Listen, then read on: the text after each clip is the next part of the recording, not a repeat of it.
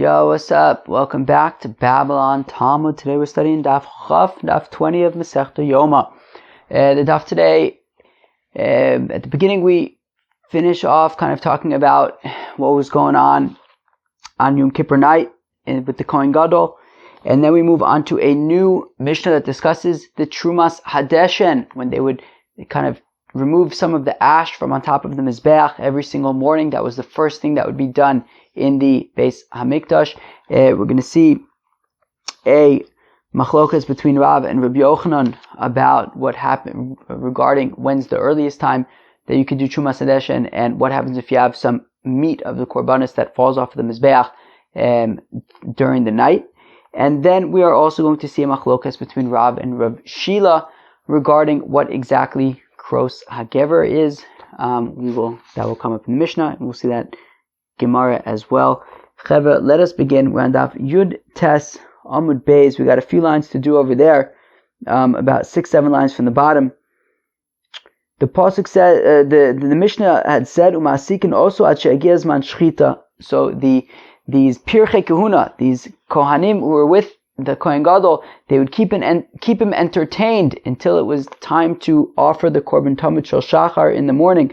Tana, the Brisa says, "Lo hayu masikin also lo b'nevel v'lo b'chinor." They wouldn't keep him entertained with a lyre or with a harp. Ela b'peh, rather they would sing to him. And all right, sounds fun. Uma hayu omen, what would they say? Im Hashem lo yivne bayis shav amlu bonav bo. That if God will not build the house, well then all of its builders are wasting their time. Kilu, if God isn't interested in the house standing and existing, so then the house will not exist.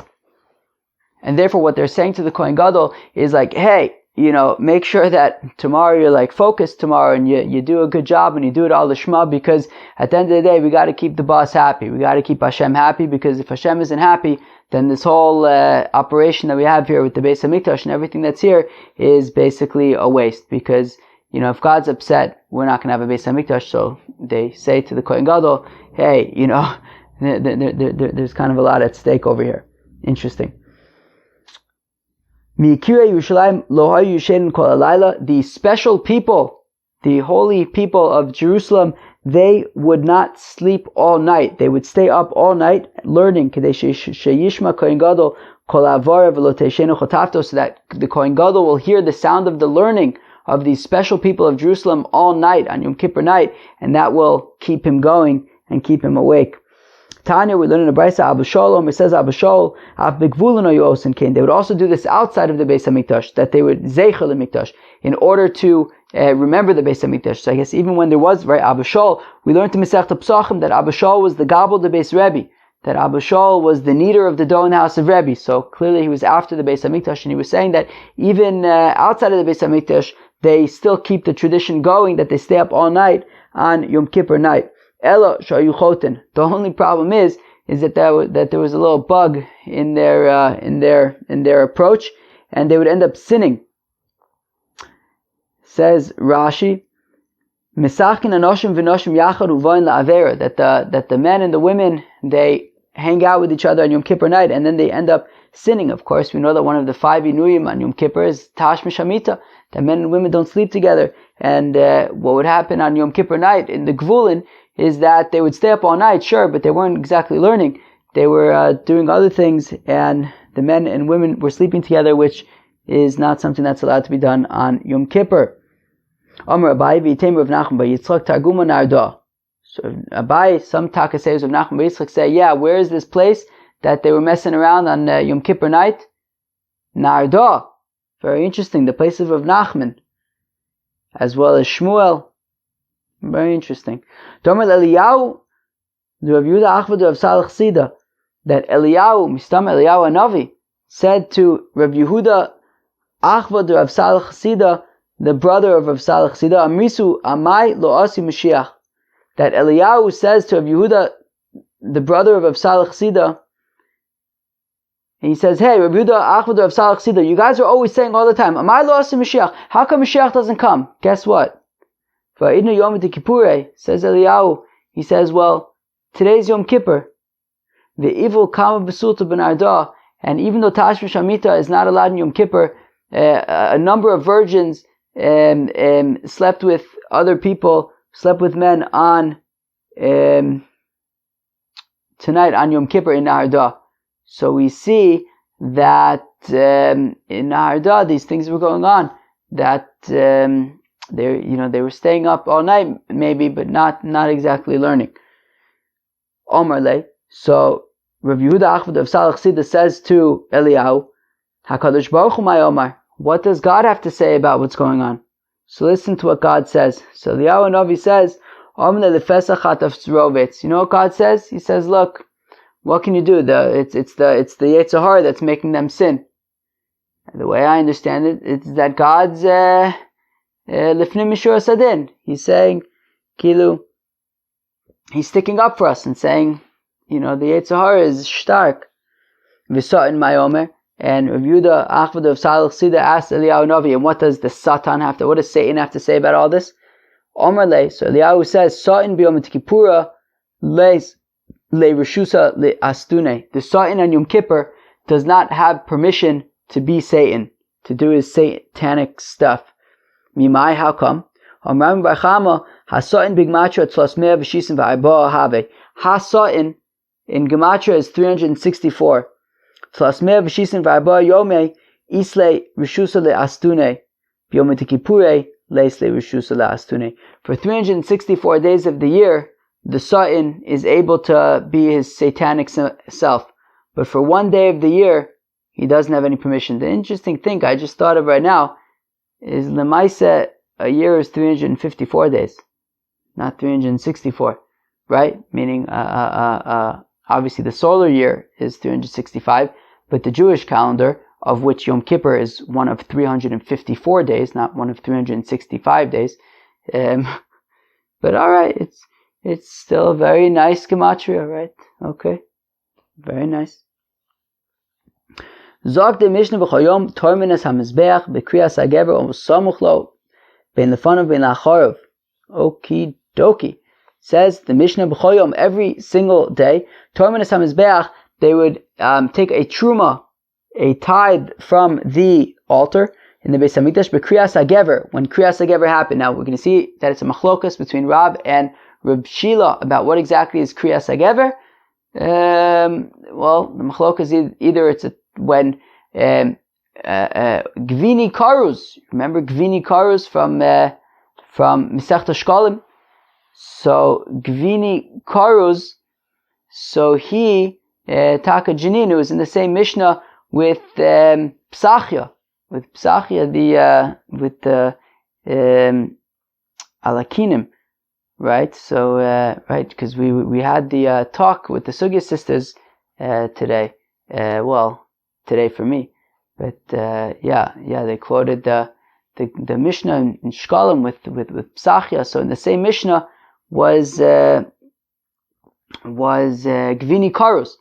So was Kros HaGever when this fellow Gvini Karuz would call out, or was Kros HaGever maybe Taka a rooster? We'll see. It's machlekes.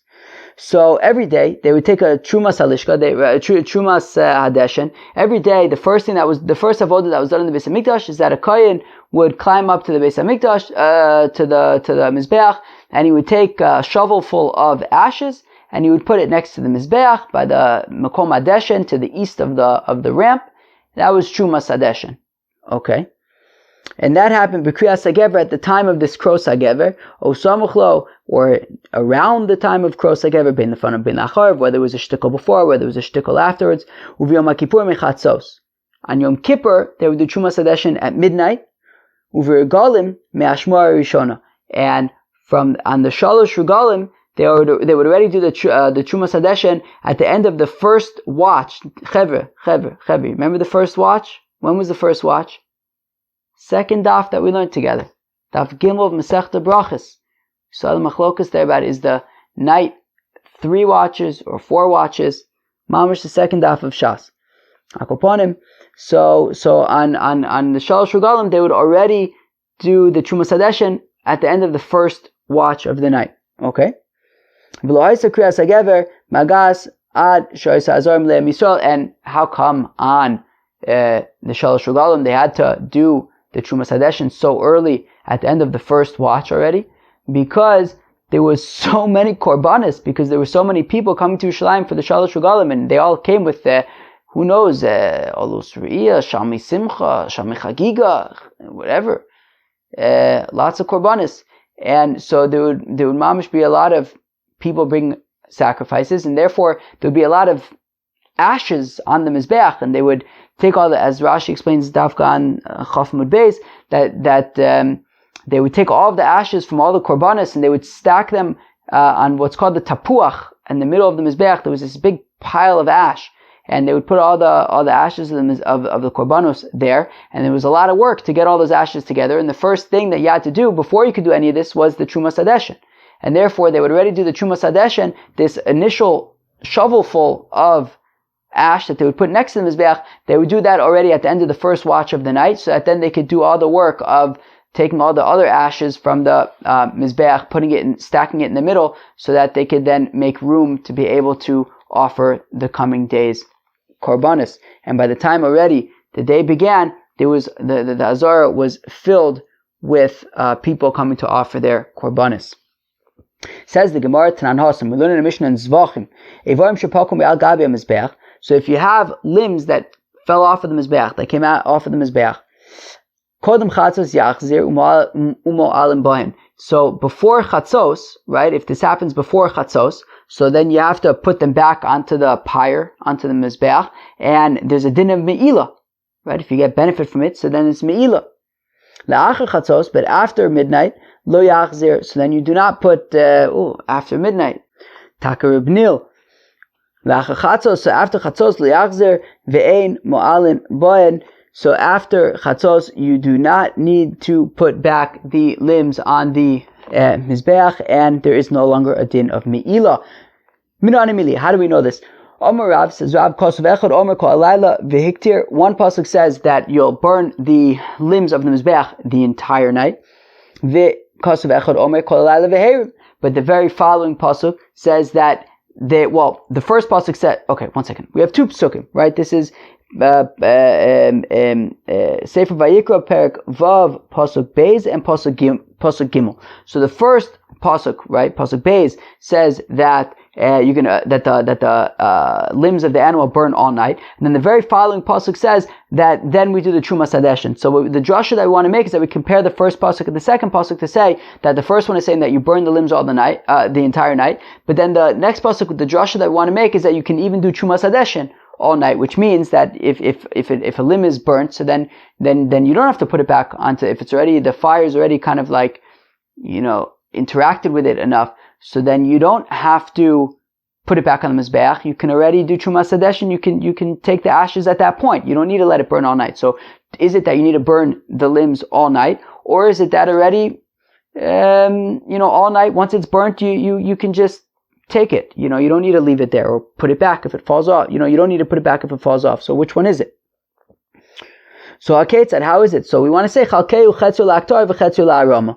So says Rav, the drasha is, one pasuk says that you burn it all night. The other pasuk says you can already take the ashes from it all night. So which one is it? So we say, you know what? Divide it in two. The first half, if something falls off or whatever it is, so you put it back onto the mizbeach. The second half, once already the fire it says, what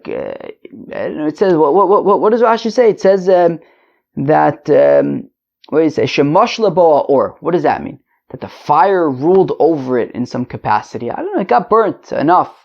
So then, so even though there's still like part of the limb is left, but it's already been cooked. So the first half of the night, if it's already been cooked, but the limb is still there, so you put it back onto the mizbeach. If the same thing happens, but it's the second half of the night, so then already you can leave it and there's no longer a din of me'ilah. Fine. Most of Kahana asks a kasha on Rav.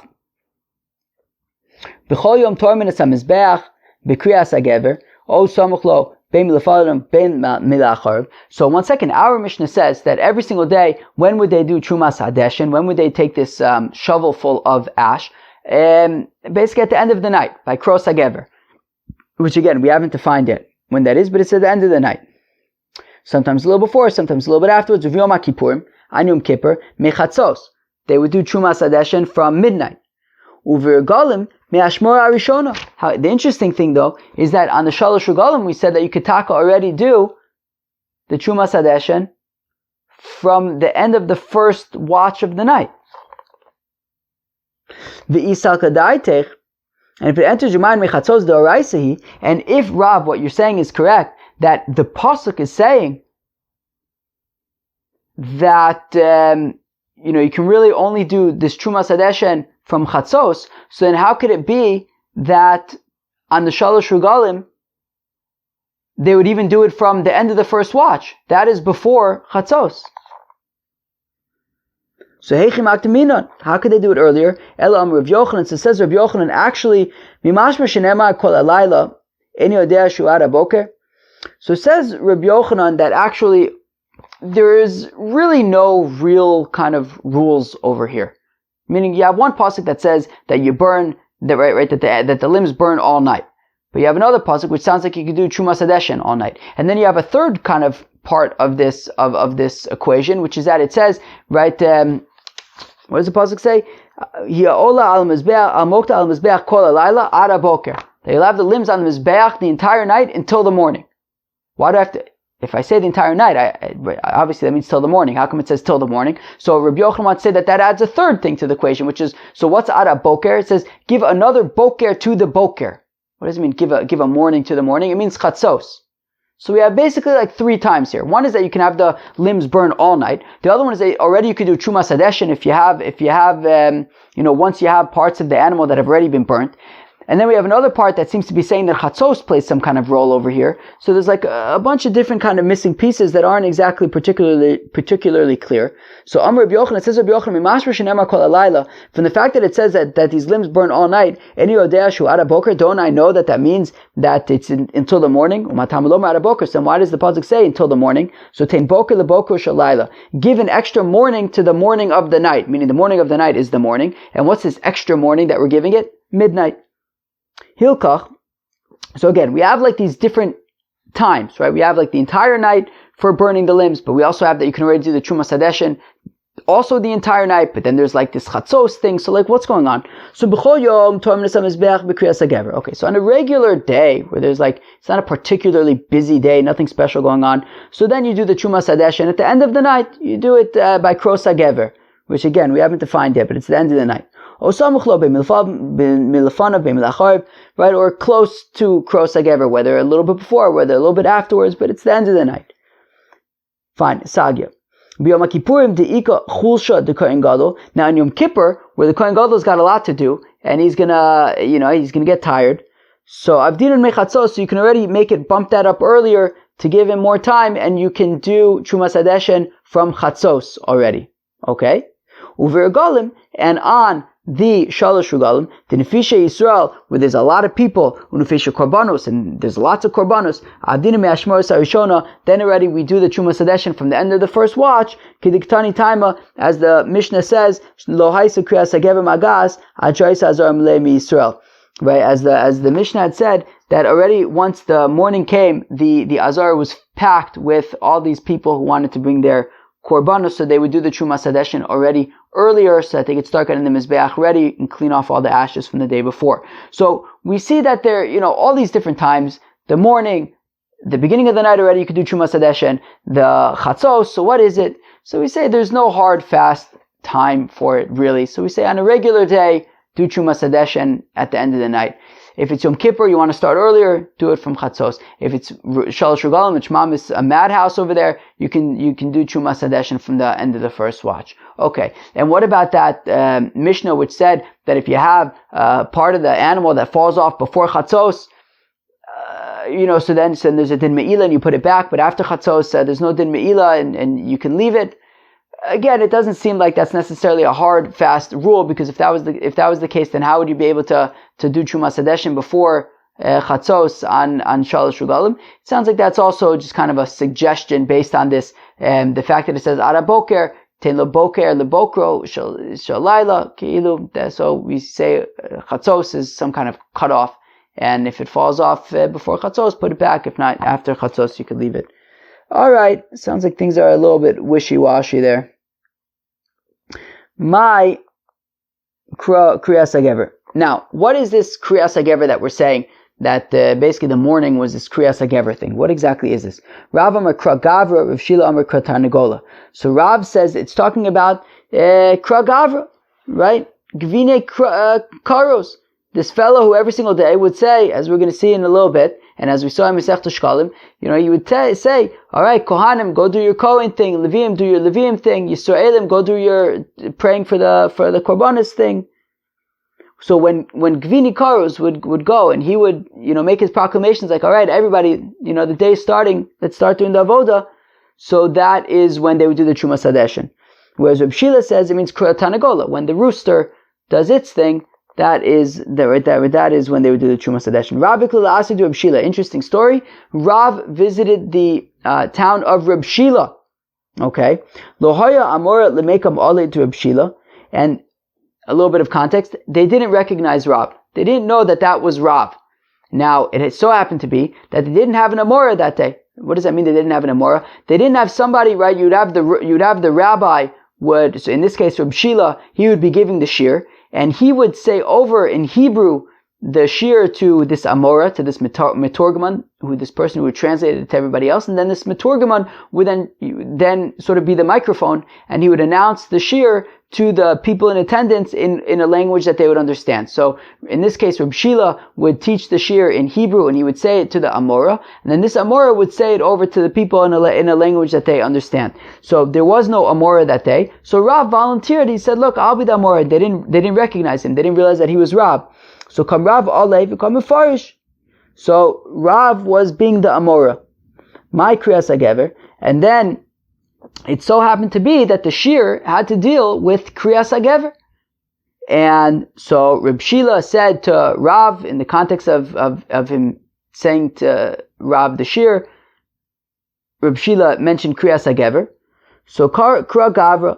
So Rav, when he was explaining it to other people, he explained it as Kra Gavra, as he understands Kros hagever to be referring to when the person would call out and say like, "Hey, everybody, time to get to work." Reb Shila, so Reb Shila says to Rav, "Hey, why don't you say Kra Tarnagola? That it's when the rooster, cock-a-doodle-doos. That's what Kra Gavra, right? That's what Kros hagever is. Why are you saying it means when the person calls out? It's when the rooster calls out." So Amrle, so says Rav to Reb Shila, Abuv l'chori zemer l'gardoi lo mekablu amine. If you have a flautist and he plays his flute for free people, so they appreciate it. But you have this same flautist who plays his flute for a bunch of weavers, they don't appreciate it, and they just say, this guy's just making noise. So the same thing here. When I was in front of the great Reb Chia, of course his uncle, my kriyas hagever Kra Gavra, and I explained what's Kros hagever. It means when the person called out, v'lo amrli v'lo midi, and he had no objections. Ve'at amartli emo Kra Tarnagola, and you're suggesting that maybe it means that the rooster, right? And you're suggesting that instead I should tell everybody that means when the rooster, does this thing, cock-a-doodle-doos. So Amalei Mar Niu Rav, at which point Reb Shila realized, you must be Rav, the nephew of Reb Chia. Nei Nachmar, why are you doing this job of being the Amora? You should sit in a very honorable place. You shouldn't be being the Amora. You should, I want to honor you. Don't be just, don't be working here. Go sit in an honorable place. So Rav says, no, look, they say if you hire a person, so then he'll do whatever it is, if you're hired by a person, so do whatever they need you to do. Even if it means to be beating wool and cleaning wool, do that too. And therefore, once I'm already up here, I'll be the Amor. Those who say, this is what Rav said, We go up in holiness, we don't go down. And therefore, if you're going to replace me with somebody else who is not as great as me, so then we'll be going down in stature. We want to be going up in stature. Okay, fine. So interesting story, right? So basically we have machlokas between Rav and Reb Shila about what's this kros gever thing. Rav says it means when the person calls out. Reb Shila says it means when the rooster calls out. Rav was once filling in as the Maturgaman for Reb Shila. Rav translated kros hagever as kragavra, as he understands it to be when the person calls out, and Reb Shila didn't realize that it was Rav, and they had this interesting interaction there. Tanikavase de Rav, Tanikavase de Reb Shila. Now we have a brisa supporting both Rav and a brisa supporting Reb Shila.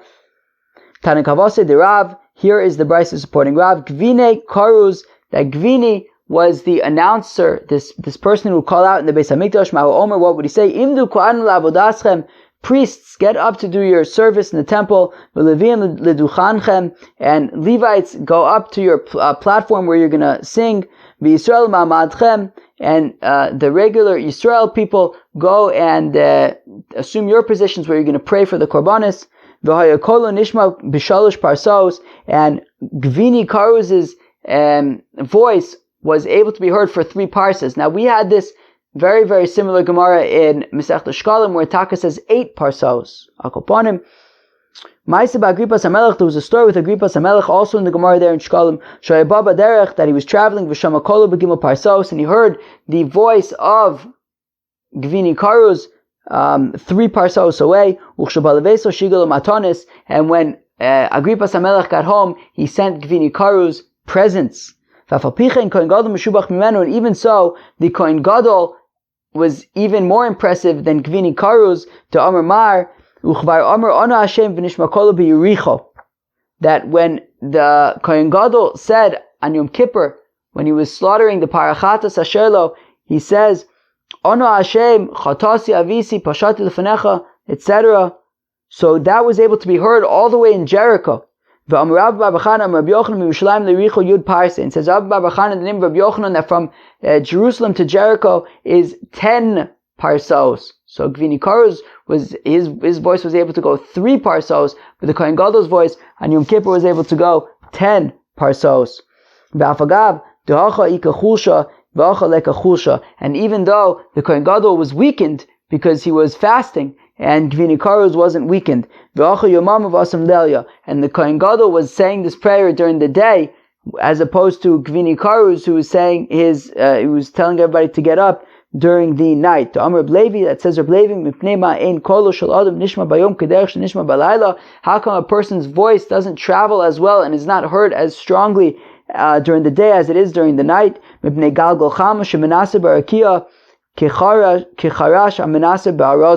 Because of the sun that is like sawing through the firmament, like a woodworker, a sawer who saws cedars. Okay, that the sun kind of, you can like see like almost like sawdust in like the rays of light. So that kind of gets in the way of the voices during the day. Yoma lo loshme. And all this sawdust of the day, it's called la. It's called nothing. This is what Nebuchadnezzar says, that all the people in the land are kilah hashive. They're like this nothing, like this sawdust kind of stuff. All right. If not for this like sawdust that comes out during the day that kind of blocks your voice, so then we would hear the all of the voices coming from Rome. If not for all the voices of Rome, we would hear all this like, I don't know, I guess sand from like the sun. Alright, we're going to hold it here, even though it's kind of like almost like a shtickle in the middle. We still haven't brought the brises to support Reb Shila, but it goes on for a shtickle longer, and I'm just going to stop right here at the end of the daf. Well, that was daf chaf of Masechta Yoma. I guess it was taka like a shtickle all over the place. We had some interesting gemaras there at the beginning about the Kohen Gadol on Yom Kippur staying up all night, and how the people would in Jerusalem, the holy people in Jerusalem would stay up all night with him so that he could hear their voices. Then we said that this kind of went the wrong way in Narda, where it ended up being a shtickle mess. The interesting gematria about Hasa'in is 364 b'gematria to say that the Satan is only able to be satanic 364 days of the year, but not in Yom Kippur. We then got to a Mishnah about Trumas hadeshen, which is very interesting. We say that we would generally do Trumas hadeshen at the end of the night, before the morning, on Erev Yom Kippur. Well, on Yom Kippur, Trumas hadeshen was already done at Chatzos, and on the Shalosh Regalim, where the Umamish, all of Am Yisrael was coming to bring korbanos, they would already do Trumas hadeshen at the end of the first watch of the night, so that there would be enough time to prepare the Mizbeach for everybody who is coming. We had an interest, so we had a machlokas there between Rav and Rabbi Yochanan about how exactly to learn out. So there was a Mishnah that we had in Zvachim that says that if you have some limbs of a korban that fall off the mizbeach before chatzos, you have to put them back. After chatzos, you can leave them. Rav learns it out from the pasuk, from one pasuk that says that you would burn the animal in the entire night, but another pasuk says that already you can do Trumas hadeshen the entire night. So we say, okay, split it in half. The first half, if you can't do Trumas hadeshen, you only do Trumas hadeshen after the second half. But we said, Rav Kana Asakashi says, but if that's the case, then how could it be that on Shalosh Regalim we taka do Trumas hadeshen before Chatzos? So Rabbi Yochanan then answered and says, actually, like the times are shtickle wishy-washy, right? We have times. Right, we have one pasuk that seems to be saying that you burn the animals, the limbs all night, which means that you wouldn't do Trumas hadeshen until the morning. But we have another pasuk that seems to be saying you could do Trumas hadeshen all night. Then we have another pasuk that says, right, kol halayla ad haboker. How come it says ad haboker if it says kol halayla? So to say chatzos. So like, what is it? So we have all these different times. So on a regular day, we do Trumas hadeshen in the morning. On Yom Kippur, we do Trumas hadeshen from chatzos, and on Shalosh Regalim, we already bump it up to the end of the first watch. Then we asked the kasha, what exactly is this kros hagever thing, right? We said that on a regular day you do Trumas hadeshen around the time of kros hagever. So we said that so Smachol's Rav and Reb Shila. Rab says that kros hagever means when the person calls out, like Vini Karuz, the person who would say to the Kohanim, hey Kohanim and Levim and Yisraelim, time to get up and start to do the service. Reb Shila's opinion was that kros hagever is when the rooster does his cockle-doodle doing. And then there was an interesting story there where Rab visited Reb Shila's town. Reb Shila didn't recognize him. Rab volunteered to be the mitorgaman, the person who would say over Reb Shila's shir and work as an intermediary to deliver it to all the people. And Rab translated kra gavra, kros hagever as kra gavra, when a person calls out, to which they had an interesting dialogue with Reb Shila, who kind of wanted him to say that it's taka a rooster, and that was very interesting. That was the Avchaf of Masechta Yoma. I hope you enjoyed it. Enjoy. Peace.